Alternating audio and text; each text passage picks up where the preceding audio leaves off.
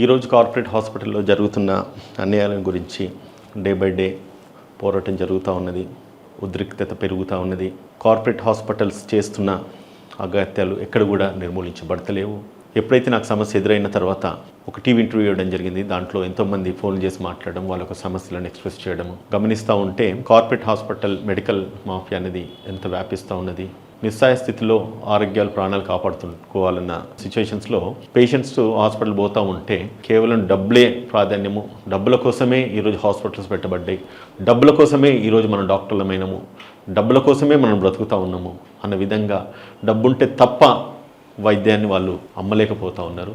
డబ్బుంటే తప్ప ఆరోగ్యాన్ని ఈరోజు ప్రజలు కొనుక్కోలేకపోతూ ఉన్నారు. ఇంతటి దయనీయమైన స్థితిలో ఈరోజు మనం బ్రతుకుతున్నందుకు ఒక రకంగా సిగ్గుపడాలా, తలదించుకోవాలా, లేకపోతే హాస్పిటల్స్కు వెళ్ళలేని పరిస్థితులలో ఇంట్లోనే కూర్చొని చచ్చిపోవాలని చెప్పి ఎంతోమంది ఈరోజు పేద ప్రజలు కావచ్చు, డబ్బున్నోళ్ళైనా కూడా, అంటే 1,00,000 ఉన్నోడికి 10 లక్షలు కష్టమవుతుంది, 10 లక్షలు ఉన్నోడికి 1 కోటి రూపాయలు కష్టమవుతుంది, 1 కోటి ఉన్నోడికి 10 కోట్లు కష్టమవుతుంది కావచ్చు. కానీ ఏమీ లేనోడికి కూడా ప్రాణాలు కాపాడుకోవాలంటే అనుక్షణం అనుదినం కష్టపడే బ్రతకాల్సిన పరిస్థితి ఏర్పడుతూ ఉన్నది.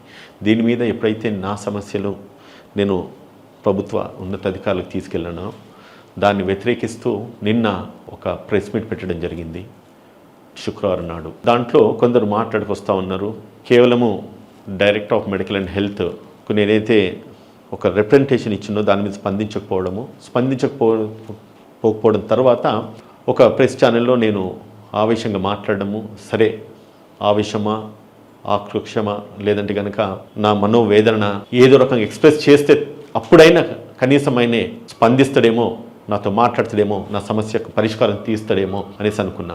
కిమ్స్ హాస్పిటల్ గచ్చిబౌలిలో నా వైఫ్ని అడ్మిట్ చేసినప్పుడు ఎన్నో మెడికల్ ఇర్రెగ్యులారిటీస్ జరిగినాయి, మిస్ ఆపరేషన్ జరిగినాయి.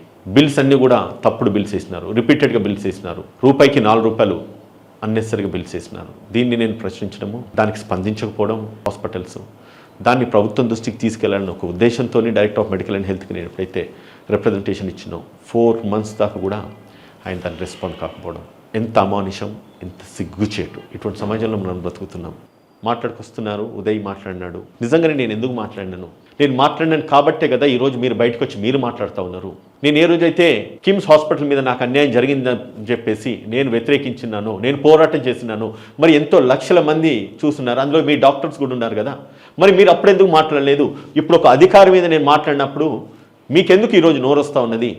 ఎందుకు కులాలు అడ్డం వస్తూ ఉన్నాయి? ఈ ప్రశ్నకు సమాధానం చెప్పాల్సిన అవసరము ఇక్కడ మాట్లాడుతున్న ఈ బాబురావుకున్నది. అడ్వకేట్ ఉదయకాంత్ నోరు జారొద్దు, మారకుంటే మేమేంటో చూపిస్తాం హెచ్చరించిన డాక్టర్. నీకు దమ్ముంటే నేను ఇచ్చిన రిప్రజెంటేషన్కి డైరెక్టర్ ఆఫ్ మెడికల్ అండ్ హెల్త్ని ఇదే ప్రశ్న అడుగు. తను ఇచ్చిన రిప్రజెంటేషన్ మీద నువ్వు ఎందుకు పని చేయలేదు? మనవాడే కదా, ఇక్కడ వచ్చినాయి కదా, నువ్వు ఏం మాట్లాడుకొస్తున్నావు? నువ్వు నీ అధికారికి ఎప్పుడైతే ఒక వ్యక్తి ప్రశ్నించినాడో, కించపుచ్చినాడో, అప్పుడు నీకు కులాలు, మతాలు, జాతులు, ప్రాంతాలు గుర్తుకొస్తున్నాయి. మరొక సామాన్యుడికి ఇదే ఇబ్బంది ఎదురైనప్పుడు, లక్షల మంది ప్రజలు మాట్లాడుకున్నప్పుడు, కొన్ని వేల కామెంట్స్ వచ్చినప్పుడు మీ నోర్లు మూగవైనాయా? నువ్వు ఒక ప్రొఫెసర్ బాబురావు, ఒక కుల సంఘానికి అధ్యక్షుడిగా మాట్లాడుతున్నావు. నిన్ను ఒక ప్రశ్న అడుగుతాను, మరి కేవలం నీ డైరెక్టర్ ఆఫ్ మెడికల్ అండ్ హెల్త్ని నువ్వు ఇంప్రెస్ చేయడానికి మాట్లాడుతున్నావా? ఆయనకు ఆయనతో అంటే లాలుచి పడ్డానికి మాట్లాడుతున్నావా? లేకపోతే నీకు ఆయనకి ఏమన్నా ఇంటర్నల్ కలెక్షన్స్ ఏమైనా ఉన్నాయా?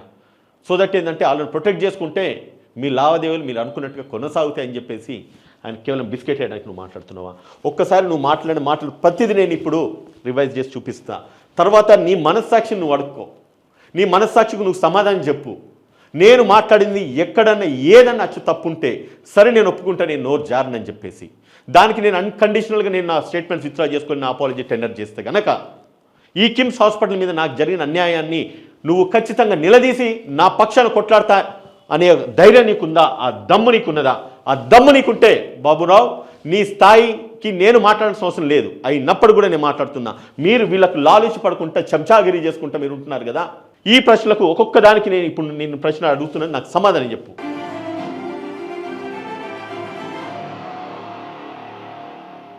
నమస్తే.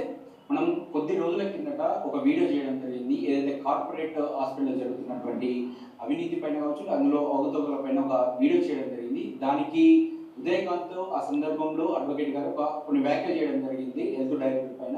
ఎందుకంటే తన వైఫ్కు ఇట్లా ఇబ్బంది జరిగితే నేను హెల్త్ దగ్గర సంప్రదిస్తే ఆయన నాకు రెస్పాన్స్ ఇవ్వలేదు, అసలు 4 నెలలు అవుతుందా నాకు స్పందించలేదని చెప్పేసి కొన్ని వ్యాఖ్యలు చేయడం జరిగింది. ఆ వ్యాఖ్యలను ఖండిస్తూ ఈరోజు SC/ST గవర్నమెంట్ డాక్టర్స్ అసోసియేషన్ వాళ్ళు ప్రెస్ మీట్ పెట్టడం జరిగింది. ఒకసారి వాళ్ళతో మాట్లాడదాం. మనతో పాటు బాబురావు గారు ఉన్నారు, ఒకసారి మాట్లాడదాం. నమస్తే సార్. నమస్తే. ఏమంటారు సార్, ఆయన నా వైపుకి ఇలా జరిగింది, 4 నెలల నుంచి నేను అసలు నాకు రెస్పాన్స్ ఇస్తలేదు, కొన్ని వాట్సాప్ చాట్స్ కూడా బయట పెట్టడం జరిగింది. నేను ఆయనతో కమ్యూనికేట్ అయినా కూడా ఆయన రెస్పాన్సే లేదు అసలు అని చెప్పేసి మాట్లాడడం జరిగింది. మీరు ఏమన్నారు? నమస్తే అండి, మన తెలుగు వెలుగు ఛానల్కి నమస్తే. ముఖ్యంగా ఎందుకంటే మంచి మంచి విషయాలు బయటకు తీసుకొస్తా ఉన్నారు, అభినందించేస్తాను.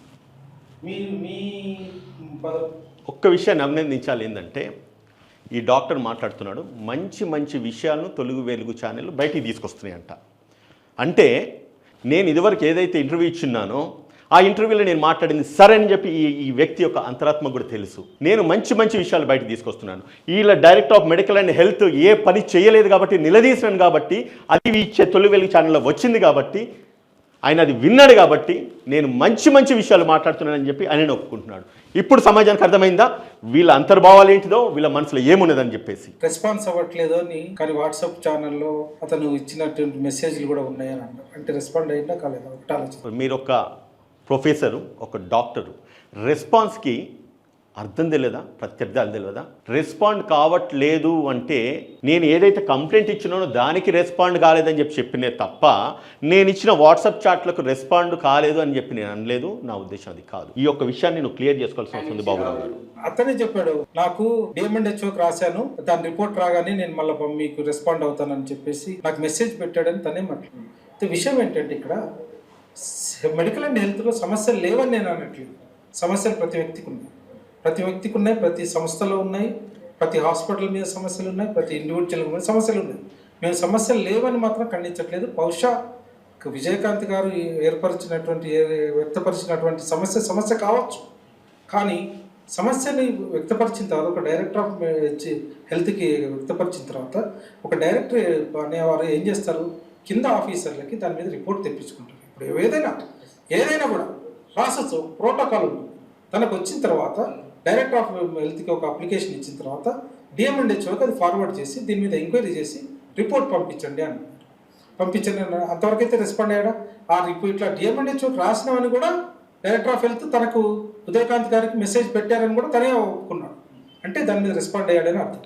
DMHO గారు ఆ పలానా ప్రైవేట్ హాస్పిటల్కి వెళ్ళి ఎంక్వైరీ చేయాలి. ఎంక్వైరీ చేసే క్రమంలో ఈలోపు తను హైకోర్టుకో కోర్టులోనో కేసు వేశారు. ఆ హాస్పిటల్ వాళ్ళు ఏమన్నారు, కోర్టులో కేసు వేశారు కాబట్టి కోర్టులోనే చూసుకుంటాను సార్, ఇంకా మీకు చెప్పేది రెస్పాన్స్ రాలేదు కాబట్టి నేను కోర్టుకి వెళ్ళాల్సి వచ్చిందని చెప్పేసి ఆయన చెప్తున్నారు. అదే ఒక విషయము బాబురావు గారు, మీకు ఒక విషయం క్లియర్ చేయాలి. స్టేట్ మెడికల్ ఆఫీసర్కి నేను ఒక రిప్రజెంటేషన్ ఇస్తే డిస్ట్రిక్ట్ మెడికల్ ఆఫీసర్కి పంపిస్తే ఆ డిస్ట్రిక్ట్ మెడికల్ ఆఫీసర్ ఒక టీంని కిమ్స్ హాస్పిటల్ పంపిస్తే మేము కోర్టులో కేసు ఉన్నది, మేము దానికి స్పందించమని చెప్పిందని చెప్పేసి మీరంటా ఉన్నారు కదా. ఒక మాట అడుగుతా, చదువుకున్నాడు ఎవడన్నా ఒక ఆఫీస్కు ఒక ఎంక్వైరీ ఆఫీసర్ కింద పోయిన తర్వాత కిమ్స్ హాస్పిటల్ చెప్పినారు ఏమని, ఆయన మీద కేసు మేము కోర్టులో కేసు వేసినాము. కనీసము ఒక్క సెన్స్ ఉందా మీకు? కోర్టులో కేసు వేసినప్పుడు ఏ కోర్టులో కేసు వేసిండు, ఆ కేసు నంబర్ ఎంత, ఏమని కేసు వేసిండ్రు అని అడిగే ఇంగిత జ్ఞానం కూడా లేదా? అటువంటి అధికారులు మీ జిల్లా అధికారులుగా పనిచేస్తున్నారు. వాళ్ళు ఎంక్వైరీ కమిషన్ అధికారులు, వాళ్ళు ఎంక్వైరీ కమిషన్ వేసిండ్రు, వాళ్ళ ఎంక్వైరీ చేయడానికి పోతే కోర్టు పరిధిలో ఉన్నదని చెప్పేసి మీకు మాయ మాటలు చెప్పి మభ్యపెట్టి కిమ్స్ హాస్పిటల్ వాళ్ళు మిమ్మల్ని వెనక్కి పంపించినారు. Minimum common sense. నేను ఏ కేసు వేయలేదు, మీరు బుర్ర ఉపయోగించాలి, అది తెలుసుకోవాలి. నువ్వు ఒక కుల సంఘానికి అధ్యక్షుడు అని మాట్లాడుతున్నావు, ఒక ప్రొఫెసర్ అని మాట్లాడుతున్నావు. డాక్టర్ బాబురావు గారు, నేను మిమ్మల్ని ఒక ప్రశ్న అడుగుతున్నాను, మీకు ఆ మాత్రం సెన్స్ లేకుండా మీరు కుల సంఘాల అధ్యక్షులు అయితే ఈ కుల సంఘాలు ఎటువంటి అని చెప్పేసి ప్రజలు అనుకుంటారు. ఒక సెన్స్, ఆ కామన్ సెన్స్ మీకు ఉండాలి. నేను ఏ కేసు వేసినా ఏ కేసు వేయలేదన్నది కూడా నీకు తెలియదు. అసలు నేను కేసు వేసినా లేదన్న విషయం నీకు తెలియదు. నీకు తెలియకపోకటే కాకుండా నేను పంపించిన ఆ director of medical and health ఎవరైతే ఉన్నారో నేను ఎగేసి నీకు మబ్బు పెట్టి నీకు ఆశలు చూంచేసి పంపించిన ఆ director of medical and health కూడా ఆ సెన్స్ లేదా? వెరిఫై చేసుకోరా. ఏ కోర్టును నేను ఆశ్రయించలేదు, కోర్టును ఆశ్రయించాల్సిన అవసరమూ నాకు లేదు. నా సమస్య నేను కొట్లాడతా, ప్రజల పక్షాన కొట్లాడతా, ప్రజల గురించి కొట్లాడతా.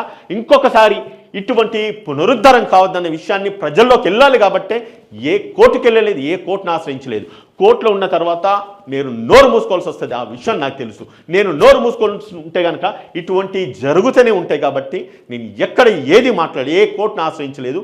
ఇది ప్రజాకోర్టులోనే ప్రజలు తీర్పు ఇవ్వాలి. నువ్వు మాట్లాడుతున్న ప్రతి మాటకు పబ్లిక్ పెట్టిన కామెంట్స్ ఏంటనేది కింద చదువుకుంటే మీ తలకాయలు ఎక్కడ పెట్టుకోవాలనేది మీకే అర్థమవుతుంది. రెస్పాన్స్ రాలేదంటే డైరెక్టర్ ఆఫ్ హెల్త్ అనేది వాడు డైరెక్ట్ ఫీల్డ్కి వెళ్ళి చేయడు కదా, దానికి ఒక ప్రాసెస్ ఉంటుంది కదా.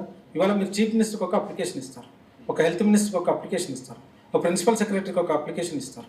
ప్రిన్సిపల్ సెక్రటరీకి అప్లికేషన్ ఇస్తే తను వచ్చి ఫీల్డ్లో వచ్చి ఎంక్వైరీ చేస్తుందా? డైరెక్ట్ వాళ్ళ కింద ఉన్న ఆఫీసర్స్కి రెఫర్ చేస్తుంది. It's a process. ఈ ప్రాసెస్ మీద కూడా ఓపిక లేకుండా ఓకే అది కూడా ఇంకోటి కూడా ఒకవేళ లేట్ అయింది, నీకు అన్యాయం జరుగుతుంది, నీకు ఒక పై అధికారి ఉన్నాడు కదా, డైరెక్టర్ ఆఫ్ హెల్త్ తర్వాత ప్రిన్సిపల్ సెక్రటరీ ఉన్నారు కదా, ప్రిన్సిపల్ సెక్రటరీ తర్వాత మినిస్టర్ ఉన్నారు కదా, మినిస్టర్ తర్వాత నువ్వు చెప్పు. నేను ఒక విషయం అడుగుతా, అదొక ప్రాసెస్. ఓపిక పట్టాలి. ఎన్ని రోజులు ఓపిక పట్టాలి? నేను సచ్చేంత వరకు, ఇంకో 100 మంది సచ్చేంత వరకు, అన్యాయం జరిగింది, ఇది పునరుద్ధరణ కాకుండా ఇంకొకటి జరగొద్దన్న ఉద్దేశంతో నేను ఇస్తే ప్రాసెస్ ఎన్ని రోజులు సార్? ప్రాసెస్ మీది 4 నెలల. నీ డిస్ట్రిక్ట్ ఆఫీస్, నీ స్టేట్ ఆఫీసర్కు ఒక ప్రాసెస్ చేయడానికి 4 నెలలు పడితే నువ్వు దానికి higher authorities, commissioner, principal secretary, ఇక ముందు పోతే మంత్రులు, సీఎం మాట్లాడాలా? నీకే పని చేత కాదు, నీ అధికారులకు పని చేత కాదు, నీ పైనున్నోడు పని చేస్తాడంట, నీ కింద అధికారినే నువ్వు పని చేయించడం డైరెక్టర్ ఆఫ్ మెడికల్ అండ్ హెల్త్కు చేతగానప్పుడు నీ పై అధికారి డైరెక్టర్ ఆఫ్ హెల్త్కు పని చేయించడము ఆయనకు చేతనైతుందని చెప్పి నేను ఎట్లా అనుకుంటా? You are the boss for the state and state is under your control and నీ సబార్డినేట్ నీ కంట్రోల్ ఉన్నప్పుడు తనే నీ పని వినప్పుడు నీ పైయోడు ఆయన పని వింటాడని చెప్పేసి మీరు ఎట్లా అనుకుంటా ఉన్నారు? సీఎం గారు కూడా ఉన్నారు కదా. అది కాకుండా నువ్వు ఎలాంటి లాంగ్వేజ్ యూజ్ చేసావు? గాజులు కడుక్కొని అరే విధవ అరే ఒరే అని. నేను ఇంకా అలాంటి మాటలు మనం మాట్లాడలేదు, ఎందుకంటే అన్పార్లమెంటరీ మా సభ్యు. నా రిప్రజెంటేషన్లో ఆయనకు నేను ఇచ్చిన రిప్రజెంటేషన్లో అయ్యా బాంచన్ అని బతిలాడినే నేను ఉన్నాయి. పలికిండా? సమాధానం చెప్పిండా? ఆయనతో నేను ఫోన్లో మాట్లాడిన ఫోన్ కాన్వర్జేషన్స్ కూడా నా రికార్డ్ అయి ఉన్నాయి. ఎంత పొలైట్గా ఎంత హంబుల్గా మాట్లాడినా దానికైనా పలికిండా? సమాధానం చెప్పిండా? ఈరోజు నేను చెప్తా, ఆయనతో నాకైన కాన్వర్జేషన్స్ కానీ ఆయనకి ఏ విధంగా అయితే నేను ఆయన కమ్యూనికేట్ చేసినా కానీ విత్ ఆల్ ప్రూఫ్స్ నా దగ్గర ఉన్నాయి. దానికి సమాధానం చెప్పిండా?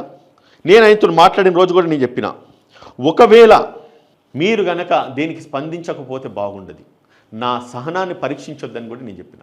అవన్నీ కూడా నేను మీకు చెప్తాను. ఆ రోజు దాకా రాళ్ళ స్పందన. ఎప్పుడైతే నేను ఆయన మీద వ్యతిరేకించి మాట్లాడినానో నాకు తెలుసు ఈ విధంగా మాట్లాడితే తప్ప మీరు స్పందించాలని చెప్పి తెలుసు. ఇదే శ్రద్ధ నలుగురిని పంపించి నా మీద వ్యతిరేకంగా మాట్లాడడానికి ఉన్న శ్రద్ధ గనక అదే రోజు నీ డిస్ట్రిక్ట్ ఆఫీసర్కి కనుక ఉండి చూంచుండుంటే గనక ఈరోజు మీరు తలదించుకునే పరిస్థితి రాదు, నాతో మాటలు పడే పరిస్థితి రాదు. నేను అన్కండిషనల్గా నీకు క్షమాపణ చెప్పి నా మాటలు మొత్తం నేను విత్డ్రా చేసుకుంటానని చెప్పి మీకు తెలియజేస్తున్నాను. మరొకసారి మాట్లాడుతున్నారు. నా కేసు పూర్తిగా విచారించేసి కనుక పూర్తి నిజాలు బయటికి తీసి కనుక పబ్లిక్ డిబేట్లో మీరు ఏం జరిగింది అనేది మీరు ఇదే ప్రెస్ మీట్ పెట్టండి, ఇదే ప్రెస్ వాళ్ళని నేను పిలుస్తా, నేను మాట్లాడతా, మీ దగ్గర పూర్తి సమాధానం ఉంటే బట్ట బయలు చేయండి, నేను ముక్కు భూమికి రాసుకుంటా అని చెప్పేసి మీకు ఛాలెంజ్ చేస్తూ ఉన్నాను. సమాజం తలదించుకునేటట్లు మేము ఒక ప్రొఫెషనల్గా మేము మాట్లాడాము. మరి తను ఏదో చదువుకున్న వాడైతే మేము క్షమించేవాళ్ళం, ఏదోలే అనుకుంటారు. తను కూడా it looks like is also literate, very much advocate అంటున్నారు. అలాంటి మాటలు మాట్లాడొచ్చండి? ఏది ఒక డైరెక్టర్ ఆఫ్ హెల్త్ని ఒక వైఫ్కి జరిగిందన్న ఒక సందర్భంలో ఆయన ఆవేదనకు వ్యక్తపరిచినట్టు కనిపిస్తుంది. అక్కడ ఇట్లా వ్యక్తికి ఆవేదన జరిగిందని చెప్పేసి మాట్లాడాల్సిన మాట్లాడి చెప్పండి. ఒకటి నువ్వు కావాల్సుకుంటే నీకు ప్రతి వ్యక్తికి సమాజంలో మన సమాజంలో ఉన్న ప్రతి వ్యక్తికి ఏదో ఒకటి అన్యాయం జరుగుతుంది. ఆ అన్యాయం జరిగిందని న్యాయంగా చేసుకోవడానికి దానికి ప్రోటోకాల్స్ ఉంటాయి.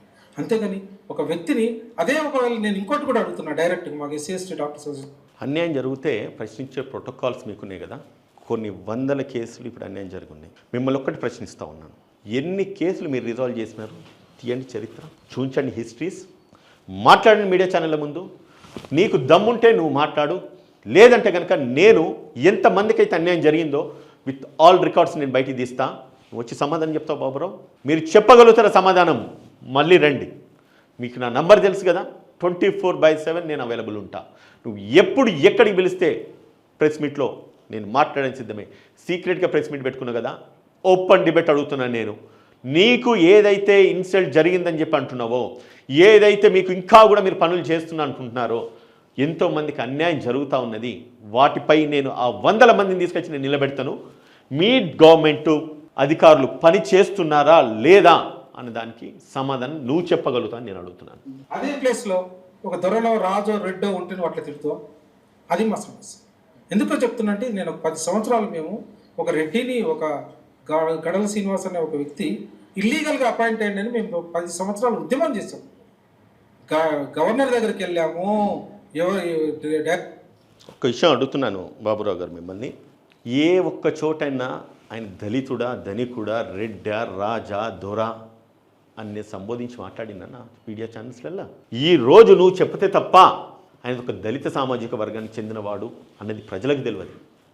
ఆయన కించపుచ్చాల్సిన అవసరం నాకెందుకు ఉంటుంది? నేను కేవలం క్వశ్చన్ చేసింది ఒక అధికారిని, ఆ అధికారి హోల్డ్ చేస్తున్న చైర్ని, ఆ చైర్ హోల్డ్ చేస్తున్న వ్యక్తి యొక్క పేరునే తప్ప ఆయన కులాన్ని కాదు, మతాన్ని కాదు, ఆయన సామాజిక వర్గాన్ని కాదు అన్న విషయాన్ని నువ్వు గుర్తు చేసుకో. కేవలం కుల రాజకీయాలు చేయడానికి అని చెప్పేసి మీరు మాట్లాడుతూ ఉన్నారు. ఒక డిస్ట్రిక్ట్ ఒక ప్రొఫెసర్గా, ఒక డాక్టర్గా మీరు మాట్లాడట్లేదు. ఇక్కడ ఒక కుల సంఘాలను పెట్టుకొని కులాలను ప్రోత్సహించి కులాల అండదండలతోని అధికారులు మెప్పు పొందడానికి మీరు ఈ మాటలు మాట్లాడుతూ ఉన్నారు. కానీ నేను మనస్ఫూర్తిగా చెప్తా ఉన్నాను, ఏ ఒక్క చోట కూడా ఆయన కులాన్ని కనుక తక్కువ చేసి కించపరిచి మాట్లాడే తత్వం కాదు, కులాలతో కొట్లాడే చీప్ వ్యక్తిని కూడా నేను కాదు అన్న విషయాన్ని నువ్వు గుర్తు చేసుకో. డైరెక్టర్ ఆఫ్ హెల్త్కి వెళ్ళాము, మినిస్టర్ దగ్గరికి వెళ్ళాము, సెక్రటరీ దగ్గరికి వెళ్ళాము. 10 సంవత్సరాలు ఉద్యమం చేసాము, కోర్టులకు వేసాము. ఎక్కడ కూడా మేము అన్పార్లమెంటరీ వాడలేదు. అప్పుడు గవర్నర్ కూడా వాడలేదు, అప్పుడు సెక్రటరీ మీద వాడలేదు, ఎవరి మీద వాడలేదు. There is a process. అదే నువ్వు అదే డైరెక్టర్ ఆఫ్ హెల్త్ ఒక రెడ్డి అయితే నువ్వు మాట్లాడతావు అట్లా అంటే నీకు చులకన బాగుంది. ఒక డైరెక్టర్ ఆఫ్ హెల్త్ ఒక ఆ పొజిషన్కి వచ్చాడు ఒక దళితుడు అంటే ఎన్ని కష్టాలు పెడితే వస్తాడండి. ఆయన ఒక సౌమ్యుడు, ఎన్ని కష్టాలు. 10 సంవత్సరాలు డైరెక్టర్ ఆఫ్ అంటే వీళ్ళ మాటలు ఎట్లున్నదంటే, రెడ్లు అయితే మాట్లాడగలుగుతావు నువ్వు అంటున్నాడంటే ఎగేస్తున్నావా నువ్వు నన్ను ఎట్లా? రెడ్ల మీదకి తిరగబడి కొట్లాడమంటున్నావు నువ్వు నన్ను ఎట్లా?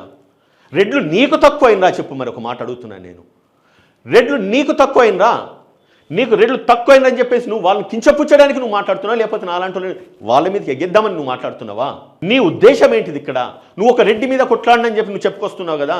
అరే నువ్వు రెడ్డి మీద కొట్లాడుతున్నావా, రావు మీద కొట్లాడినావా, లేదంటే కనుక దళితుడి మీద, ధనికుడి మీద కొట్లాడినావా అనేది కాదు ఇక్కడ. నీ అధికారి ఎవరైతే ప్రీవియస్ అధికారి ఉన్నాడో ఆయనకు అర్హత లేకపోతే 10 సంవత్సరాలు కొట్లాడినావు. నేను ఈ జరుగుతున్న అన్యాయానికి 10 ఏళ్ళు కొట్లాడదలుచుకోలేదు. ప్రతిరోజు కొట్లాడతా, ప్రతిరోజు జరుగుతున్న అన్యాయాలన్నింటినీ కూడా నిలదీస్తా. కనీసం ఒక్కడో, ఇద్దరో, రెండో, ముగ్గురో వాళ్ళకు మేలు జరిగే విధంగా నేను కొట్లాడతాను చెప్తున్నాను. డాక్టర్ బాబురావు మెడికల్ ఎడ్యుకేషన్ని, డైరెక్టర్ ఆఫ్ హెల్త్ని సర్వనాశనం చేసింది టీఆర్ఎస్ గవర్నమెంట్. దాన్ని కొంచెం కాంగ్రెస్ ప్రభుత్వం కానీ, రేవంత్ రెడ్డి గారు కానీ, మినిస్టర్ గారు కానీ, ఆఫీసర్లు కానీ కొంచెం దాన్ని రిపేర్ చేస్తూ ఉన్నారు. రిపేర్ చేస్తూ ఉంటే నీకు కొంచెం లేట్ అయింది కావచ్చు. లేట్ అయిందని చెప్పు, లేట్ కారణం అడుగు. ఎందుకు లేట్ అయింది? 4 నెలలు డైరెక్టర్ ఆఫ్ హెల్త్ ఎక్కడ కారణం కూర్చున్నావు? డైరెక్టర్ ఆఫ్ హెల్త్ కదా, నువ్వు పోయి డిఎంహెచ్ఓని అడగాలి ఏమైంది అని. అంటే నాకే ఇస్తేనే నేనే ఇట్లా ఉంటా అంటే నీలాంటి ఇదివరకు అంటాడు డిఎంహెచ్ఓ పని చేయకపోతే, director of medical and health పని చేయకపోతే పై అధికారులు పోవాలంట. ఇది డిఎంహెచ్ఓ పనిచేసేదా? డైరెక్టర్ ఆఫ్ మెడికల్ హెల్త్ పనిచేసేదా? డిఎంహెచ్ఓ పనిచేసేదంట. నీ పైయోడికే గత్యంతం లేదు, కిందోడు ఎట్లా పనిచేస్తాడు? నీ పై అధికారి పని చేయకపోతే నువ్వు ఆ పై అధికారి దగ్గర పోవు అనేసి ఇదివరకు నువ్వు మాట్లాడుకొచ్చినావు కదా. దీని జస్టిఫికేషన్ ఏం చెప్తావు బాబురావు? సమాధానం చెప్పు, దీనికి సమాధానం చెప్పు. వాళ్ళు ఎంతమంది ప్రజలు? రాష్ట్రంలో 4 కోట్ల మంది, ఎన్ని లక్షల హాస్పిటల్స్ ఉంటాయి, లక్షల ఇష్యూస్ ఉంటాయి డైరెక్టర్ ఆఫ్ హెల్త్కి. ప్రతి ఒక్కదానికి చేయాలంటే నీదే ప్రయారిటీ కాదు కదా. అప్పటికి నిన్న ఒక విషయం అడుగుతా, నీ director of medical and health కానీ, నీ డిస్ట్రిక్ట్ మెడికల్ ఆఫీసర్స్ కానీ ఎన్ని కార్పొరేట్ హాస్పిటల్స్ తనిఖీలు చేసినారు? ఎన్ని కార్పొరేట్ హాస్పిటళ్లలో ఇటువంటి ఇర్రెగ్యులారిటీస్ జరిగినాయి? ఈ డైరెక్టర్ ఆఫ్ హెల్త్ కానీ, లేకపోతే డిస్ట్రిక్ట్ మెడికల్ ఆఫీసర్స్ కానీ ఎన్ని సమస్యలు నీ దగ్గరకు వచ్చినాయి? ఎన్ని కంప్లైంట్స్ నీ దగ్గరకు వచ్చినాయి? మరి వచ్చిన కంప్లైంట్స్కి మీరు రిజాల్వ్ చేసిన ఇష్యూస్ ఏమన్నా ఉన్నాయా అన్నది నీ హిస్టరీకి నువ్వు మాట్లాడు. ఈరోజు నువ్వు మాట్లాడుతున్నావు కదా దళితుల పక్షాన, దళితుల డాక్టర్ల గురించి నువ్వు మాట్లాడుతున్నావు కదా. సరే నువ్వు దళితుడివే కదా, నేను ఒప్పుకుంటా. మరి దళిత ప్రజల గురించి కానీ, దళిత పేషెంట్ల గురించి కానీ మాట్లాడిన చరిత్ర నీకు ఎప్పుడైనా ఉంటే కనుక చలో ఛాలెంజ్ నేను చేస్తున్నాను, నువ్వు దేనికి చెప్తే దానికి నేను సరి బాబు. మీకు రిప్లై కూడా ఇచ్చారని చెప్తున్నారు. ఏ డైరెక్టర్లు ఇవ్వరు, పర్సనల్గా వచ్చి పేషీలో పెట్టేస్తే అది వచ్చినప్పుడు చూసుకుంటారు. నిన్ను గౌరవించి, నీ యొక్క ఎడ్యుకేషన్ గౌరవించి నీకు రిప్లై ఇచ్చారు. అన్నా బాబురావు అన్న, నీకు ఒక విషయం చెప్తా. ఏ డైరెక్టర్ కూడా సమాధానం ఇయ్యడని నువ్వు అహంకార ధోరణితో మాట్లాడుతున్నావు చూడు.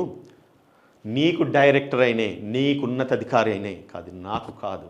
Government servant is a public servant and I'm the public and he's my servant. We the people are paying the taxes and with our taxes he has been paid and he is serving the state as a state medical officer.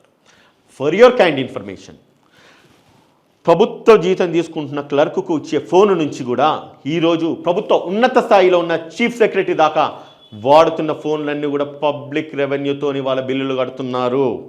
దానికి ఖచ్చితంగా సమాధానం చెప్పాల్సిన బాధ్యత state medical officer కావచ్చు, district medical officer కావచ్చు, chief secretary of the state కూడా కావచ్చు ఉన్నది. కేవలం ప్రజల గురించి, ప్రజలకు అందుబాటులో ఉండడానికి అని చెప్పేసి నీకు ఆ ఫోన్లు ఇచ్చినారు. కానీ నీ అహంకారం చూయించుకోనికి ఎవరికి రిప్లై ఇవ్వడని నువ్వు చెప్తున్నావు కదా. ఇప్పుడు నేను చెప్తున్నా, director of medical and health ఎవరైతే ఉన్నారో is a public servant to and we are the public, is our servant. బాజాప్తా ఫోన్ చేయండి, బాజాప్తా మెసేజ్లు పెట్టింది. ఒకవేళ కనుక దానికి ఆయన స్పందించకపోతే కనుక సిమ్ కార్డు తీసేసి నీ సొంత ఫోన్ పెట్టుకొని నీ ఫ్యామిలీకి లేకపోతే ఇంకెవరైనా ఉంటే వాళ్ళకి నంబర్లు ఇచ్చుకొని నీ డబ్బులు నువ్వు కట్టుకొని నీ ఫోన్లు వాడు. ఎప్పుడైతే ప్రజల డబ్బుతో నువ్వు ఫోన్లు వాడుతున్నావు, ప్రజలు నీ దృష్టికి తీసుకొచ్చిన సమస్యలు సమాధానం చెప్పాల్సిన అవసరం ఉన్నది. నీ అహంకారం ఇక్కడ పనికిరాదు. మీ అహంకారాన్ని వీళ్ళ ద్వారా వ్యక్తపరుస్తున్నా చూడు, తలదించుకోవాల్సిన పరిస్థితి ఏర్పడుతుంది. స్టేట్ డైరెక్టర్ గారికి మాట్లాడుతున్నా, చెప్తున్నా. ఇంకా ఎక్కడ పట్టించుకోలేదని అంటే, కానీ నువ్వు వాడిన భాష ఏంటి? నీ వాడిన భాష మాకు రాదా? మాకు అంతకంటే ఎక్కువ భాషలు వచ్చు. ఆ భాషలన్నీ మాట్లాడి మమ్మల్ని అవమానపరిచిండు కాబట్టి ఆయన విజ్ఞతకు వదిలేస్తున్నావు. ఇప్పుడు మా సెక్రటరీగా, మా ట్రెజరర్ గారు చెప్పినట్లుగా నేను మాట్లాడిన భాష ఏంటి ప్రజలు చూసినారు, ప్రజలు సమాధానం చెప్తారు, ప్రజలు కామెంట్ రూపకంగా మాట్లాడుతున్నారు. ఆ రోజు కనుక ఆ విధంగా నేను మాట్లాడకపోతే నువ్వు ఈరోజు మాట్లాడకపోయేటోని. నువ్వు అంటున్నావు కదా నీకు ఇంతకంటే ఎక్కువ మాటలు వస్తాయని చెప్పేసి నేను నిలబడతా. నేను మాట్లాడిన దాంట్లో ఏ తప్పున్నదో నువ్వు మాట్లాడు, నువ్వు నాకు చెప్పు. నువ్వు నన్ను తిట్టాలనుకుంటే కూడా నన్ను తిట్టు, సరే అని చెప్పి నీకు అనిపిస్తే చలో will have a debate on. అతను ఖచ్చితంగా మేము ఎదుర్కొంటాం. ఇది మాత్రం గవర్నమెంట్ తన మీద యాక్షన్ తీసుకోకపోతే ఇది రేవంత్ రెడ్డి గారి మీద పోతుంది. తను ఏదో అడ్వాంటేజ్గా మేము రేవంత్ రెడ్డి గారిని గెలిపించినాము, రేవంత్ రెడ్డి గారికి చెడ్డ పేరు వస్తుందని మాట్లాడుతుంది. కానీ అసలు నీలాంటి వాడి వల్ల రేవంత్ రెడ్డి గారికి చెడ్డ పేరు వస్తుంది. నీలాంటి వాడి వల్ల అన్నా నువ్వు సూపరే. నాలాంటి వాడి వల్ల రేవంత్ రెడ్డికి చెడ్డ పేరు వస్తుందా? నీలాంటి వాడి వల్ల కాదా? సిగ్గుపడాలి. ఎందుకంటే రేవంత్ రెడ్డి గారు కానీ ముఖ్యమంత్రి గారు నా మీద చర్య తీసుకోవాలని చెప్పి నువ్వు మాట్లాడుకొస్తున్నావు కదా. నీ పై అధికారి ఎవరి గురించి అయితే ఈరోజు ఈ చెంచాగిరి చేస్తున్నావో, మరి ఆయన నేను ఇచ్చిన కంప్లైంట్ మీద ఆయన చర్య తీసుకోలేదు కదా. మరి ఆయన చర్య తీసుకున్నప్పుడు ముఖ్యమంత్రి నా మీద ఎందుకు చర్య తీసుకుంటాడు అని నేను ముఖ్యమంత్రి చర్య తీసుకుంటే నువ్వెందుకు అనుకుంటున్నావు? ముఖ్యమంత్రి నా మీద చర్య తీసుకోవడానికి నీది ఆస్థాయి కాదు, నీ డైరెక్టర్ది కూడా ఆస్థాయి కాదు. చలో చీఫ్ తీసుకుంటాడా? నేను ముఖ్యమంత్రి గారికి నేను అడుగుతున్నాను, విన్నవించుకుంటున్నాను. నేను చేసింది తప్పైతే ముఖ్యమంత్రి గారు మీరు చర్య తీసుకోండి. మినిస్టర్ గారు, హెల్త్ మినిస్టర్ గారు మీరు చర్య తీసుకోండి. నా మీద చర్య తీసుకునే దానికంటే ముందు నేను ఈ యొక్క ఉద్యమాన్ని తీసుకురావడానికి గల కారణం ఏందనేది ఆ ఒక ఆబ్జెక్ట్ మీద కానీ లేకపోతే ఆ ఒక కాన్సెప్ట్ మీద కానీ నాకు జరిగిన అన్యాయంకే కానీ నా జరిగిన అన్యాయం ఎంతోమంది ప్రజలకు జరుగుతుంది కదా, వాళ్ళందరి మీద కూడా ఈ కార్పొరేట్ హాస్పిటల్ మీద చర్య తీసుకున్న తర్వాత మీరు నా మీద చర్య తీసుకోండి. వీళ్ళు చెప్తున్నారు కదా అని చెప్పేసి వీళ్ళేదో చర్య తీసుకోమన్నందుకు నేను భయపడుతున్నాను కాదు. I'm welcoming anybody in the state come and take action against me. I'm ready to face any consequences. Reddy గారికి రేవంత్ రెడ్డికి చెడ్డ పేరు వస్తుంది. మేము కదా గెలిపించినాం, మేము కదా మహాగర్జన పెట్టినాం, మేము కదా ఉద్యోగ సంఘాలు పెట్టినాం, మేము కదా దళితులము ఓట్లు వేసినాం, మేము కదా ఉద్యోగ సంఘాలము రోడ్ల మీదకి వచ్చి కొట్లాడింది. నువ్వు ఎక్కడున్నావు అంటే నీకు దీనికి ఒకటే సార్, డైరెక్టర్ ఆఫ్ హెల్త్ ఒక దళితుడు ఉండడం ఇష్టం లేదు. వాడిని ఎట్లా అంటే ఆ మాటలు అంటే అట్లా మాట్లాడవచ్చు, ఎవరు అడిగేవారు లేరు అని అనుకుంటున్నారు. బాబురావన్న నీకు ఒక విషయం చెప్తా. ఆయన సామాజిక వర్గం ఏంటిది, నా సామాజిక వర్గం ఏంటి, ఫస్ట్ అది నీకు తెలుసా? ఆయన ఆ స్థాయిలో ఉండొద్దని చెప్పేసి నేను అనుకోవడానికి ఏమన్నా సెన్స్ ఉందా? మీరు మాట్లాడే దాంట్లో ఏదో మైక్ ముందు పెట్టింది కదా, ఏదో మనం మాట్లాడాలి కదా, ఏదో మనం పెయిడ్ ఆర్టిస్టులం కదా, మన డ్రామా మనం పే చేయాలి కదా అని చెప్పి మాట్లాడే మాటలలో నీ విజ్ఞతను కోల్పోతలేవా? నీ ఆలోచన సరళిని కోల్పోతలేవా? నువ్వు ఏం మాట్లాడుతున్నావు అర్థమవుతుందా నీకు? ఎంతమంది డాక్టర్ సంఘాలకు అధ్యక్షుడో నాకు తెలియదు, కానీ మీ డాక్టర్ సంఘాలు అందరినీ తీసుకురా. ఎన్ని వందల మందిని తీసుకొస్తావు, ఎన్ని వేల మందిని తీసుకొస్తావు, తీసుకురా. నేను ఒక్కనే వస్తా, నువ్వు చెప్పిన ప్లేస్కే వస్తా, నువ్వు చెప్పిన టైంకే వస్తా, నేను ఒక్కనే మాట్లాడతా. Let all the media come. ప్రజల ముందు మాట్లాడితే నేను, మీడియా ముందు మాట్లాడితే నేను, నువ్వు మాట్లాడు, నేను సమాధానం చెప్తా.